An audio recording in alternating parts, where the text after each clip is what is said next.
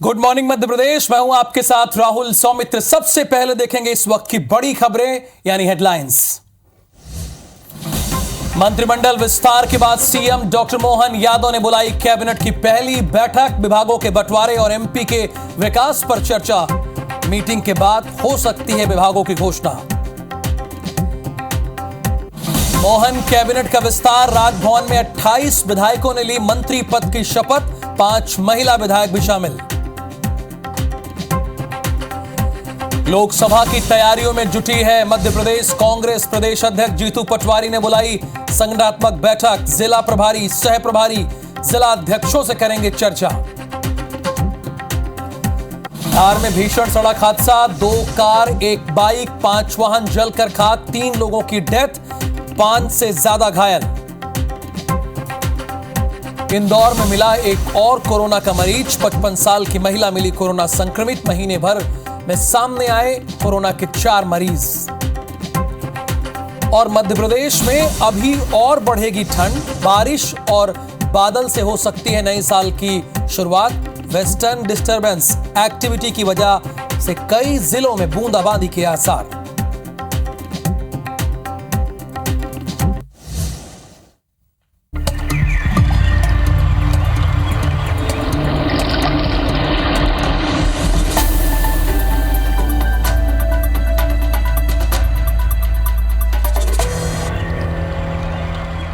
तो पहली और बड़ी खबर यह है कि आज डॉक्टर मोहन कैबिनेट की पहली बैठक है। मंत्रियों के साथ मीटिंग करेंगे सीएम डॉक्टर मोहन यादव और इसका टाइम है ठीक 11 बजे।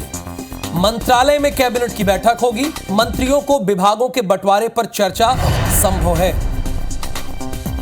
मंत्रियों के साथ 11 बजे मंत्रिमंडल की बैठक होगी और इस बैठक पर सभी की नजर होगी और उम्मीद यह है कि विभागों का बंटवारा कर दिया जाए। किसके पास रहेगा गृह मंत्रालय, किसके पास रहेगा सहकारिता मंत्रालय, किसके पास रहेगा जेल मंत्रालय, किसके पास रहेगा उच्च शिक्षा, किसके पास रहेगा उच्च शिक्षा और किसके पास रहेगा न्याय और किसके पास रहेगा स्वास्थ्य। ये सारे मंत्रालय के कौन कौन होंगे मंत्री, हो सकता है कि आज इस पर चर्चा हो जाए, विभागों का बंटवारा हो जाए। सीएम डॉक्टर मोहन यादव की आज के कार्यक्रमों में से एक कार्यक्रम है। मंत्रियों के विभागों का ऐलान हो सकता है क्योंकि 3 दिसंबर को आपने अपना मैंडेट दे दिया था।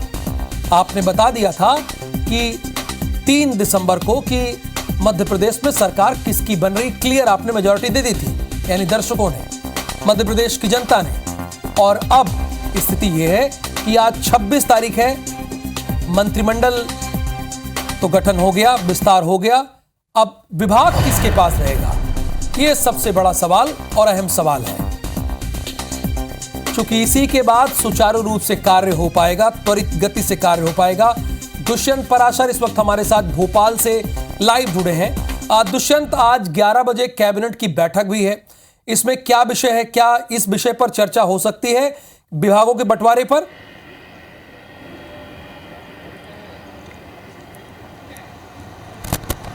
हाँ बिल्कुल राहुल, देखिए संभवतः विभागों के बंटवारे पर भी चर्चा होगी और मध्य प्रदेश के विकास के जो हितकारी मुद्दे होंगे उन मुद्दों को लेकर भी डॉक्टर मोहन यादव अपने कैबिनेट से चर्चा करेंगे। पहली बैठक है, विस्तार हो चुका है, तमाम सारे मंत्रियों को शपथ दिलाई जा चुकी है और अब पहली बैठक आज डॉक्टर मोहन यादव ने अपने कैबिनेट की बुलाई है।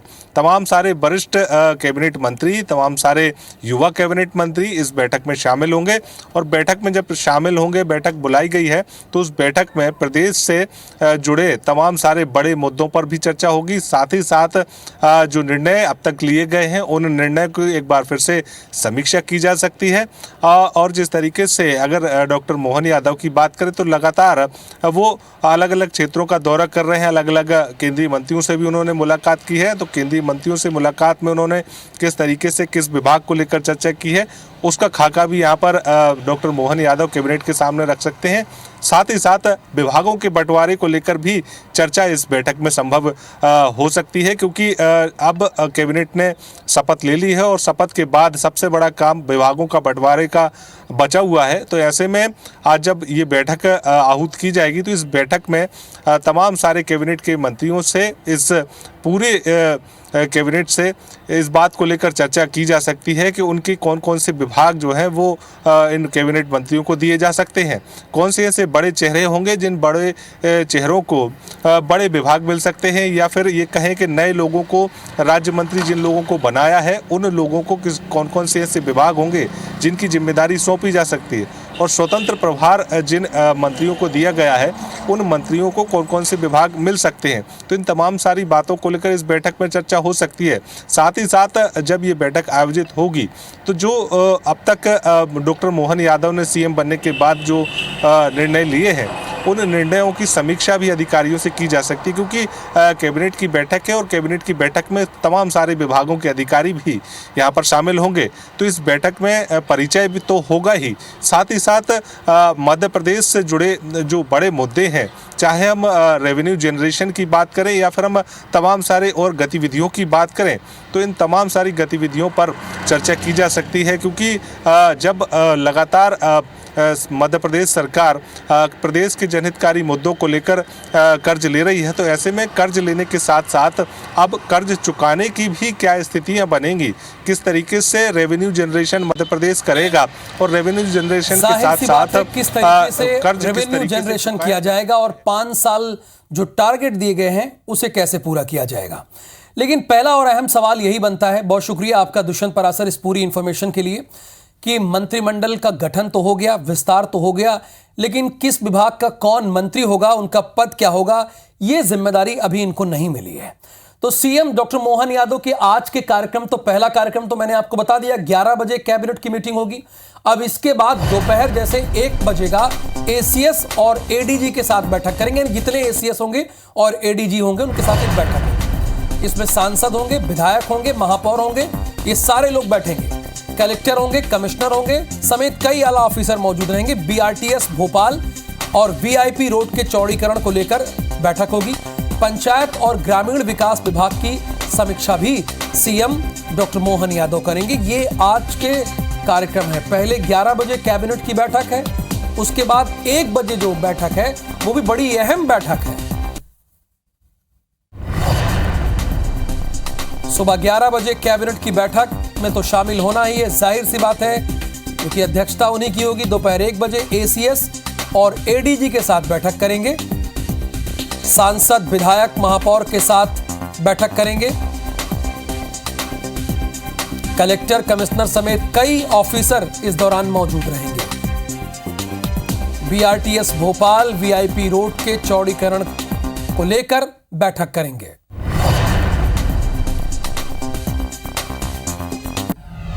मध्य प्रदेश में मोहन यादव सरकार के मंत्रिमंडल का विस्तार हुआ। कुल 28 विधायकों को मंत्री पद की शपथ दिलाई गई।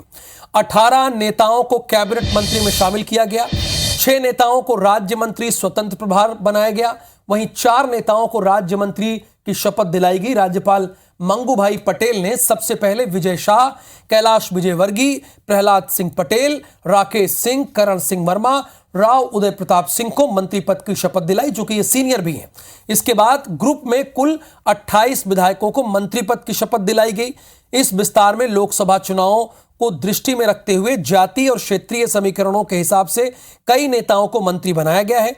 ओबीसी वर्ग से 12 मंत्री बनाए गए हैं, जबकि सामान्य वर्ग से 7, एससी से 5, एसटी वर्ग से 4 मंत्री बनाए गए हैं। कैबिनेट में 5 महिला विधायकों को जगह मिली है। इसमें संपतिया उइके, राधा सिंह, प्रतिमा बागरी, कृष्णा गौर और निर्मला भूरिया भी शामिल है। यानी ओवरऑल 5 महिला को भी शामिल किया गया है। अगर छत्तीसगढ़ में देखें तो वहां पर सिर्फ 1 महिला को शामिल किया गया है।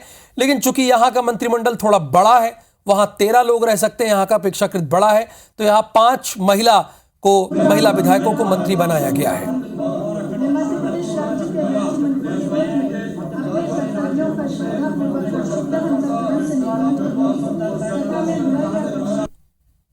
कि मैं विधि द्वारा स्थापित भारत के संविधान के प्रति। और ये देखिए, ग्वालियर चंबल संभाग से प्रद्युम्न सिंह तोमर, एंदल सिंह कंसाना, नारायण सिंह कुशवाहा, राकेश शुक्ला, ये शानदार ग्राफिक्स के जरिए हम आपको बता रहे हैं ग्वालियर चंबल संभाग से ये 4 मंत्री इस बार आपको देखने को मिलेंगे जिनके ऊपर जिम्मेदारी होगी ग्वालियर चंबल संभाग की। प्रद्युम्न सिंह तोमर, एंदल सिंह कंसाना, ये चंबल की जिम्मेदारी नारायण सिंह कुशवाहा और राकेश शुक्ला। ये 4 चेहरे हैं जो सरकार की तरफ। अब महाकौशल आ जाइए, राकेश सिंह, प्रहलाद सिंह पटेल, संपत्तिया उइके, उदय प्रताप सिंह। ये 4 महाकौशल से हैं। पिछली बार महाकौशल पिछड़ गया था इस मामले में, लेकिन इस बार ठीक ठाक प्रतिनिधित्व उनको मिला है। महाकौशल से कुल 4 लोगों को मंत्रिमंडल में, मोहन मंत्रिमंडल में जगह मिली है। अब आ जाइए विंध्य से दिलीप जायसवाल, राधा सिंह, प्रतिमा बागरी। इसमें एक नाम तो आप और जोड़ना पड़ेगा, डॉक्टर मोहन यादव तो उज्जैन से हैं, बल्कि राजेंद्र शुक्ला का। अब बुंदेलखंड से आ जाइए, गोविंद सिंह राजपूत, धर्मेंद्र सिंह लोधी, लखन पटेल और दिलीप अहिरवार। ये बुंदेलखंड के 4 चेहरे हैं। जैसे बिंद में 3 थे, उसमें मैंने आपको एक और जोड़ा, राजेंद्र शुक्ला का, डेप्यूटी चीफ मिनिस्टर। अब बुंदेलखंड में आ जाइए, बुंदेलखंड में गोविंद सिंह राजपूत, धर्मेंद्र सिंह लोधी, लखन सिंह पटेल और दिलीप अहिरवार। ये 4 लोग हैं मोहन मंत्रिमंडल में। हम संभागवार आपको बता रहे हैं कि किसे किसे रखा गया है। तो ये बुंदेलखंड से मंत्री बनाए गए। अब आ जाइए मध्य क्षेत्र, यहाँ से कभी शिवराज सिंह चौहान मुख्यमंत्री हुआ करते थे। करण सिंह वर्मा, विश्वास सारंग, कृष्णा गौर, गौतम टेटवाल और फिर नारायण पवार के साथ नरेंद्र सिंह शिवाजी। तो यहाँ की जो भागीदारी है सबसे ज्यादा है 6, यानी मध्य क्षेत्र से 6 लोगों को उम्मीद। और मध्य क्षेत्र बहुत ही इंपॉर्टेंट है। मध्य क्षेत्र में आपका विदिशा भी आता है, आप भोपाल का पूरा एरिया आता है, रायसेन का एरिया आता है। तो ये बहुत ही अहम एरिया हो जाता है। करण सिंह वर्मा है, विश्वास सारंग है, कृष्णा गौर है, गौतम टेटवाल है, नारायण पवार है और नरेंद्र सिंह शिवाजी को इसमें जिम्मेदारी दी गई है। अब मालवा निमाड़ में आ जाइए। देखिए मालवा निमाड़ में आप देखिए तुलसी सिलावट हैं, कैलाश विजयवर्गीय हैं, इंदर सिंह परमार हैं, चैतन्य कश्यप हैं, विजय शाह हैं, निर्मला भूरिया हैं और नागर सिंह चौहान हैं। ये बड़ी लिस्ट है। 4, 2, 6 यानी मालवा निमाड़ में कुल 6 लोग हैं। पिछली बार भी मालवा निमाड़ में मंत्रियों की संख्या ज्यादा थी और इस बार भी कुल 6 मंत्री आपको साफ तौर पर दिखाई दे रहे हैं मालवा निमाड़ में। चूंकि इंदौर के साथ साथ धार इलाका जो आता है सब इसी में आता है, तो यहां पर कुल 6 लोग हैं। और अब महिला मंत्रियों की बात कर लेते हैं, कितनी महिला मंत्रियों को जगह मिली है। चूंकि संख्या 5 है, संपत्तिया उइके हैं, राधा सिंह हैं, प्रतिमा बागरी हैं, कृष्णा गौर हैं, मध्य क्षेत्र से आती हैं, निर्मला भूरिया हैं। यानी कुल 5 महिलाओं को इस बार जगह दी गई है, जो जाहिर सी बात है पूरे मध्य प्रदेश का नेतृत्व करेंगे। अगर मंत्री हैं तो पूरे मध्य प्रदेश का ही नेतृत्व करने की जिम्मेदारी दी जाती है। तो इन 5 को बड़ी जिम्मेदारी दी गई है। महिला है और महिला को साधने के लिए 5 महिला मंत्री इस बार बनाई गई हैं। मैं आज के इस मध्य प्रदेश सरकार के सभी नवनियुक्त मंत्रियों को बधाई देना चाहूँगा। सभी के सहयोग से समन्वय करते हुए मध्य प्रदेश की सरकार के लिए मंत्रियों का, क्षेत्र के, अंचल का, सभी समाज का, सभी का यथासंभव प्रयास किया गया और जो बचे हैं उनको भी शीघ्र प्रधानमंत्री जी का हमेशा से आग्रह रहता है कि नया पुराना कुछ नहीं होता है, काम करने वालों को मौका मिलना चाहिए। और मुझे इस बात की प्रसन्नता है कि माननीय मोदी जी के नेतृत्व में निश्चित रूप से नया मंत्रिमंडल नए रिकॉर्ड बनाएगा। बहुत बहुत धन्यवाद। सबको बहुत बहुत बधाई, नवनियुक्त मंत्रियों को बहुत बधाइयाँ। सब आपसे बहुत प्यार करते हैं सर। मैं भी सबसे प्यार करता हूँ। बहुत संतुलित मंत्रिमंडल है। धन्यवाद।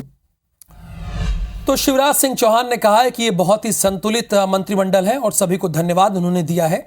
इधर कांग्रेस में क्या हो रहा है वो भी हम लोग जान लेते हैं। कांग्रेस के प्रभारी जितेंद्र सिंह का मध्य प्रदेश दौरा है। प्रभारी बनने के बाद पहली बार भोपाल आएंगे, पीसीसी दफ्तर में आयोजित मीटिंग में शामिल होंगे। संगठन को मजबूत करने को लेकर चर्चा होगी। जिला प्रभारी सह प्रभारियों से चर्चा करेंगे, जिला अध्यक्षों से बात करेंगे। भंवर जितेंद्र सिंह इनका पूरा नाम है और ये अलवर से आते हैं, राजस्थान के अलवर से।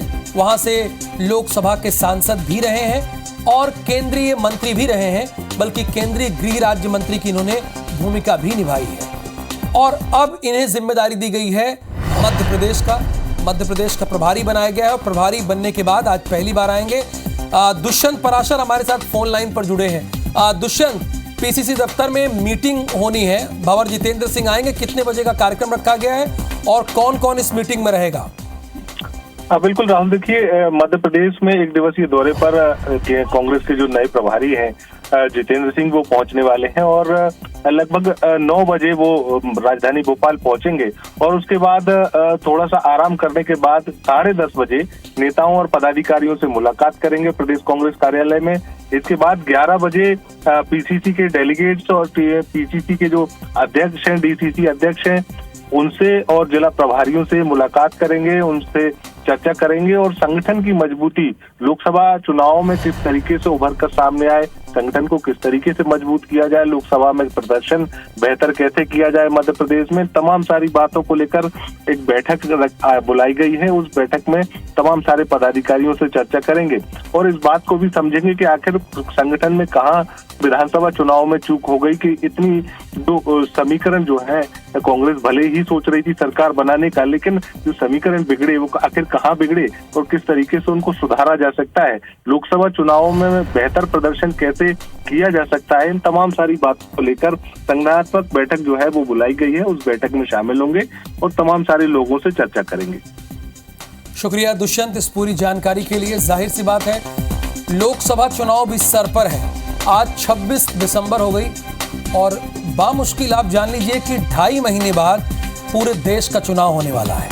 2.5 महीने का वक्त और है, बहुत ज्यादा दिन रह नहीं गया है और इसीलिए चाहे भारतीय जनता पार्टी हो या कांग्रेस, अगर कोई जीता है तो जाहिर सी बात है उस जीत से आगे बढ़ गया है, अगर कोई हारा है तो उस हार से आगे बढ़ गया है, क्योंकि आगे देश का चुनाव है, प्रदेश के बजाय देश का चुनाव है और देश के चुनाव में बढ़त कौन बनाएगा, कौन देश पर राज करेगा, कौन देश की जनता पर राज करेगा, ये तय होगा। इसीलिए सब अपने अपने तरीके से रणनीति बना रहे हैं और पीसीसी के प्रभारी बनाए गए हैं, बल्कि मध्य प्रदेश के पीसीसी दफ्तर आएंगे भंवर जितेंद्र सिंह। तो अगली खबर भोपाल से है। लोकसभा चुनाव की तैयारी में कांग्रेस जुटी हुई है। प्रदेश अध्यक्ष जीतू पटवारी लगातार बैठक बुला रहे हैं। जीतू पटवारी, आज पीसीसी दफ्तर में बैठक होगी, जिला प्रभारी और सह प्रभारी और जिला अध्यक्ष, आज पीसीसी दफ्तर में संगठनात्मक बैठक होगी। जिला प्रभारी, सह प्रभारी, जिला अध्यक्ष शामिल होंगे। लोकसभा चुनाव की तैयारी को लेकर बाकायदा चर्चा की जाएगी।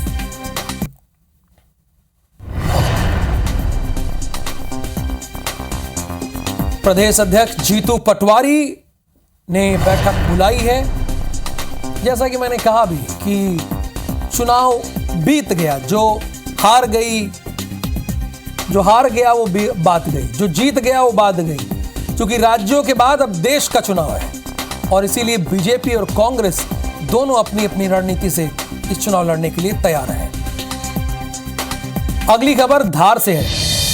धार से एक बड़ी खबर यह है कि ट्रॉला वाहन का ब्रेक फेल हो गया है। ब्रेक फेल होने से डिवाइडर की दूसरी लाइन में घुस गया है। 2 कार और 1 बाइक समेत 5 वाहनों को चपेट में लिया है। हादसे के बाद वाहनों में भीषण आग लग गई है। हादसे में 3 लोगों की डेथ हुई है। हादसे में 5 से ज्यादा लोग घायल हैं। घायलों को धामनोद अस्पताल भेजा गया है। धामनोद थाना क्षेत्र के गणपति घाट की यह घटना है। इसकी तस्वीरें आप देख रहे हैं।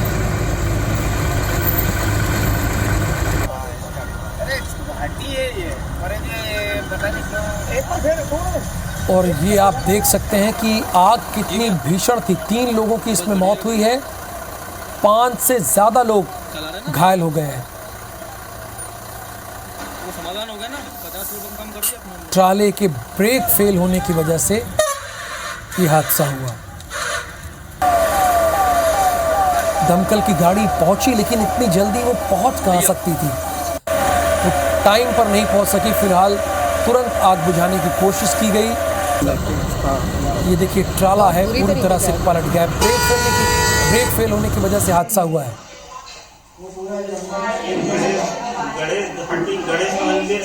3 लोगों की मौत और जो हमारी जानकारी है 5 लोग घायल हुए हैं। नहीं तुम तो आओ बड़ा जी मैं वहीं पे था। जैसे ही सामने से राइट साइड में गाड़ी आ रही थी, हमारे आगे 2 गाड़ियां चल रही थी। वो सामने वाली गाड़ी डिवाइडर पार करके ट्रक को ठोकते हुए उस ट्रक के पीछे दूसरी गाड़ी के ऊपर चढ़ते हुए हमारी जो टवेरा गाड़ी थी उस गाड़ी को ठोकते हुए मेरी बच्ची मेरे गोद में थी, जिसको सिर में लगी है आँख के पास में। और वहीं पे हम लोग जैसे मेरे साथ जितने बच्चे थे पीछे सारे निकल गए और वहीं की वहीं गाड़ियाँ सारी चलने लग गई। एक ट्रक है जो कि रॉन्ग साइड लेन में चला गया था, जिसके कारण उधर से आने वाले 5 अन्य वाहन जिससे टकराए और सभी में आग लग गई। अभी जो स्थिति है उसके आधार पे कहा जा रहा है कि एक बाइक सवार था जो बीच में फंसा था, वो बीच में ही फंसा रह गया और 2 ट्रक ड्राइवर्स वो भी फंसे रह गए। तो 3 लोगों के फंसे रहने की सूचना है। खबर भिंड से है। फर्जी एसआई यानी सब इंस्पेक्टर गिरफ्तार किया गया। पुलिस कंट्रोल रूम में किया था फोन करके पुलिस से 2 गार्ड मांगे थे। शक होने पर पुलिस ने गिरफ्तार किया। यूपी में जेलर से ऐंठना चाहता था मोटी रकम, ट्रांसफर के नाम पर ऐंठना चाहता था रकम। पहले भी ठगी को अंजाम दे चुका था। अब ये सब इंस्पेक्टर है, मतलब फर्जी सब इंस्पेक्टर है, इसको 2 गार्ड चाहिए था। और जैसे ही इस बात की जानकारी हुई पुलिस के अधिकारियों को, उन्होंने वो समझ गए कि ये कोई फर्जी है। असल में यूपी के एक जेलर से ये पैसे ऐंठना चाहता था। और यूपी के जेलर की कहानी सब जानते हैं। और उस जेलर से पैसे ऐंठना चाहता था। फोन करके पुलिस से 2 गार्ड इसने मांगे और जैसे शक हुआ पुलिस ने गिरफ्तार कर लिया। यूपी में एक जेलर से मोटी रकम ऐंठना चाह रहा था। और उत्तर प्रदेश में वहां की जो जेल के जेलर होते हैं उनकी अलग ही कहानी है।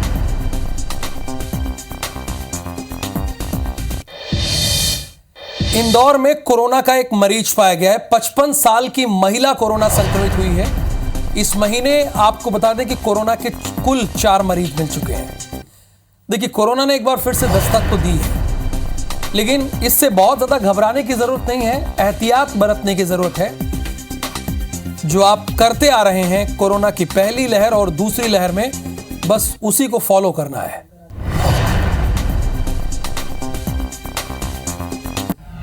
मध्य प्रदेश में ठंड बढ़ने के आसार हैं। नए साल में बारिश की संभावना है। असल में वेस्टर्न डिस्टरबेंस एक्टिविटी की वजह से बारिश की संभावना है। 29 और 30 दिसंबर के आसपास एक्टिव होगा वेस्टर्न डिस्टरबेंस। उज्जैन, ग्वालियर, चंबल संभाग में बूंदाबांदी के पूरे आसार हैं।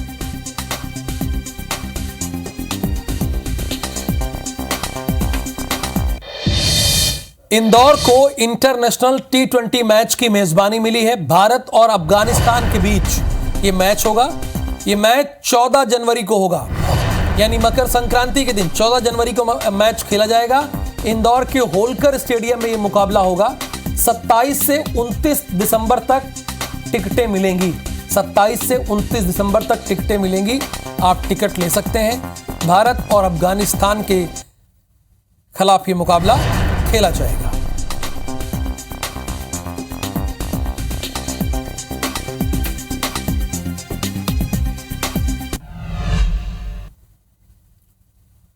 गुड मॉर्निंग मध्य प्रदेश के बाद अब दनादन खबरें देख लेते हैं। छत्तीसगढ़ में क्या हो रहा है।